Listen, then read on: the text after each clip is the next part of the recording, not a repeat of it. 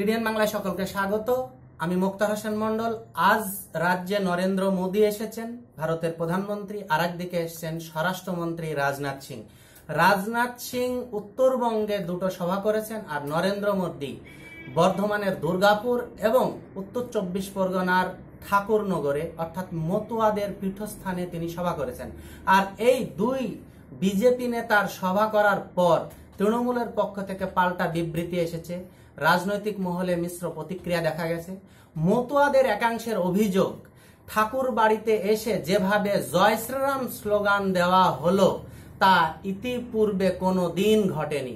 একটি রাজনৈতিক সভা হয়েছে এই সভা, এবং মতুয়াদের যে আদর্শ, হরিচাঁদের যে আদর্শ, গুরুচাঁদের যে আদর্শ, সে আদর্শের প্রতি এটা একটা আঘাত বলে অনেকে মনে করছেন। সেই সাথে সাথে মতুয়াদের অভিযোগ, নমশূদ্রদের অভিযোগ, বিভিন্ন দলিত সংগঠনের অভিযোগ যে নরেন্দ্র মোদী নাগরিকত্ব বিল নিয়ে যে কথা বলেছেন তা সঠিক নয়।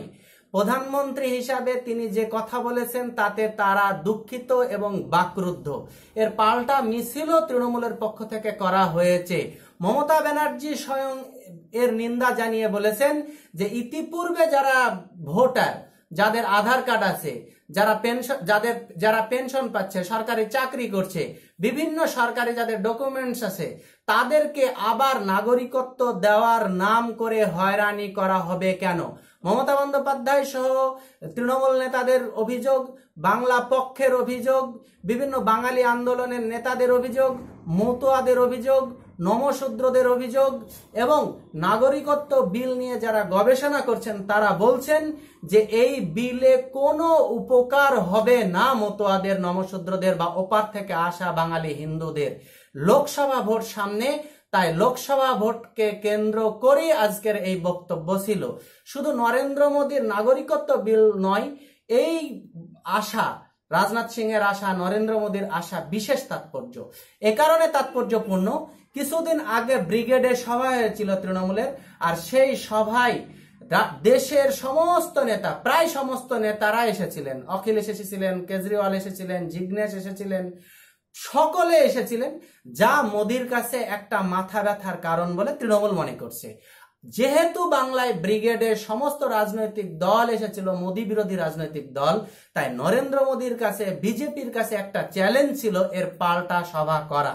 কিন্তু রথযাত্রা যেহেতু সুপ্রিম কোর্ট করতে দেয়নি, হাইকোর্টেও তারা অনুমতি পায়নি, তাই নরেন্দ্র মোদীকে এনে, রাজনাথ সিংকে এনে বাংলার বিজেপি কর্মীদের চাঙ্গা করা একটা দলীয় কর্মসূচির অংশ হিসাবে তারা মনে করেছে, এবং সেই হিসাবে তাদের কাছে এটা পালনীয় কর্তব্য মনে হয়েছিল। যদি না নরেন্দ্র মোদী আসতেন, রাজনাথ সিং আসতেন, তাহলে দুমড়ে মুষড়ে যাওয়া বিজেপি কর্মীরা উজ্জীবিত হতো না। আর একটা দিক দিয়ে এই নরেন্দ্র মোদীর আসা তাৎপর্য আছে।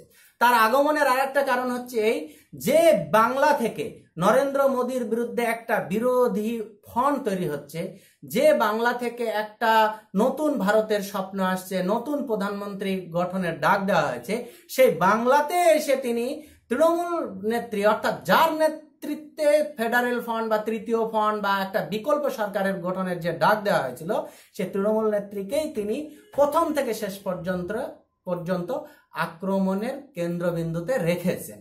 কিন্তু এই সভা, অর্থাৎ নরেন্দ্র মোদীর সভা, রাজনাথ সিংহের সভার পর কিন্তু তৃণমূল বিচলিত। কেন বিচলিত বলি? কিছুদিন আগে অমিত শাহ এসেছিলেন, সভা করেছিলেন, এখানকার রাজ্য রাজনীতির লোকেরা সভা করেছেন, অর্থাৎ বিজেপির রাজ্য নেতারা সভা করেছে, কিন্তু সেগুলিকে পাত্তাই দেননি তৃণমূল নেত্রী। আজকে প্রধানমন্ত্রী নরেন্দ্র মোদী আসার পর তিনি পায় টু পায় নরেন্দ্র মোদীর বিরুদ্ধে শুধু প্রত্যেকটা কথার তিনি জবাব দিয়েছেন, এবং তিনি যা যা বলেছেন তার একটা পাল্টা দেওয়ার চেষ্টা কিন্তু তৃণমূল নেত্রী করেছেন। এই দিক দিয়ে বলা যেতে পারে যে বাংলা আগামী দিনে ভারত গঠনের ক্ষেত্রে একটা বিরাট ভূমিকা নিতে পারে। অর্থাৎ বাংলার ঠিক করে দিচ্ছে ভারতের রাজনীতি কোন দিকে যাবে। একদিকে বিজেপির কেন্দ্রীয় নেতারা এসে বাংলা থেকে কেন্দ্রীয় রাজনীতি করছে, আর একদিকে মমতা বন্দ্যোপাধ্যায়ের নেতৃত্বে দেশের সমস্ত নেতারা এসে বিজেপি বিরোধী একটা রাজনীতি করছে। আগামীকাল ব্রিগেড সমাবেশ, বামেদের সভায় কানাইয়া কুমার আসছে, বামেরাও চাইছে দেশের বিভিন্ন জায়গা থেকে জাতীয় স্তরের নেতাদের এনে ব্রিগেডে বক্তব্য দেওয়াতে। ফলে কলকাতা, পশ্চিমবাংলা আগামী 19-এর নির্বাচনে যে গুরুত্বপূর্ণ ভূমিকা রাখতে যাচ্ছে তা বলাই বাহুল্য।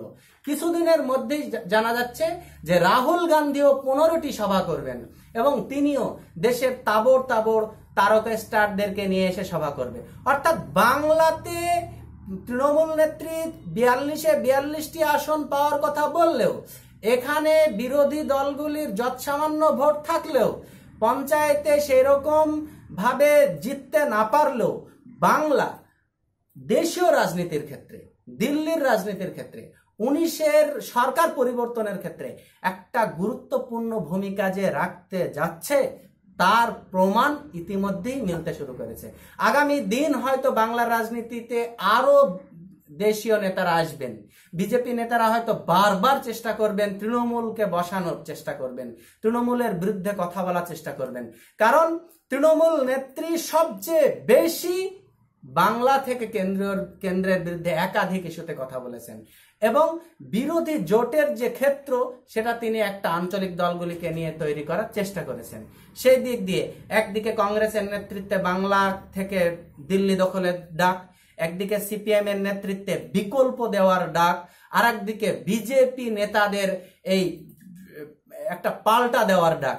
সব মিলিয়ে আগামী দিনে বাংলার রাজনীতি দিল্লির ভোট গঠনে, দিল্লির সরকার গঠনে যে বলিষ্ঠ ভূমিকা রাখতে যাচ্ছে তা বলাই বাহুল্য। কিন্তু ঠিক বাংলায় কি দিল্লি গঠনে মূল কারিগর হয়ে দাঁড়াবে? বাংলায় কি 19-এর নির্বাচনে গুরুত্বপূর্ণ ভূমিকা রাখবে? আদৌ রাখবে কি রাখবে না তা ভবিষ্যতেই বলবে। ততক্ষণ দেখতে থাকুন টিডিএন বাংলা, সত্যের পক্ষে খবরের আওয়াজ।